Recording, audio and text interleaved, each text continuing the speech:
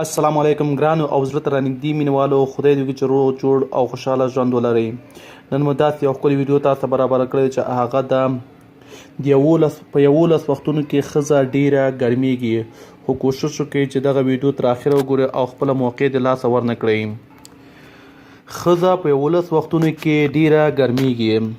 که غواړئ د دې باره کې معلومات درکړم نو تاسو نه هیله کوم چې زموږ سره تر اخره پورې ملتیا وکړئ، او که چیرې مو زموږ یوټیوب چینل نه وي سبسکرایب کړی، زموږ د یوټیوب چینل ځان سره همدغه شیبه سبسکرایب کړئ او ورسره څنګ کې د ګنټې نشان ووهئ چې د راتلونکو ویډیوګانو نه هم تاسو خبر اوسئ. اول، له جسماني شرم تللو وروسته کله چې دواړه لږ سره ډیر عادي شوي وي. دویم، کله چې ډیر وخت سیکس نه وي شوی نو دې وخت کې میرمن میړه ته ډیر ټپیږي او یا ځان ورڅخه نږدې کوي. دریم، د ماشوم له پیدا کېدو څخه وروسته کله چې میرمن غسل وکړي او کوروالۍ ته ورنږدې شي په هغه وخت کې ښځه ډیره ګرمیږي. څلورم، کله چې زیات ګرم او زیات قوي خواړه وخوري نو بیا نو بېتابه کیږي.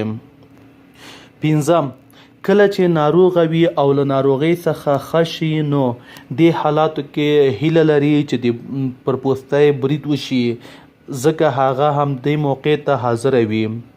شپږم، له حیض نه مخکې او له حیض څخه وروسته دغه موقع هم د لاسه ورنه کړئ چې په دې وخت کې هم برید ته دا ځان حاضروي.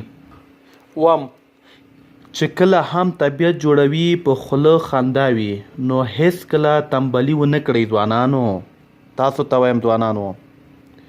اتم، له واده وروسته چې کله میرمن عادي شي او له جنسي اړیکو سره بلده شي بیا هم ښځه ډیره برید ته ځان نږدې کوي ځوانانو. نهم، د پسرلي موسم کې هم دا طبیعت د همدې ته بیخي برابریږي.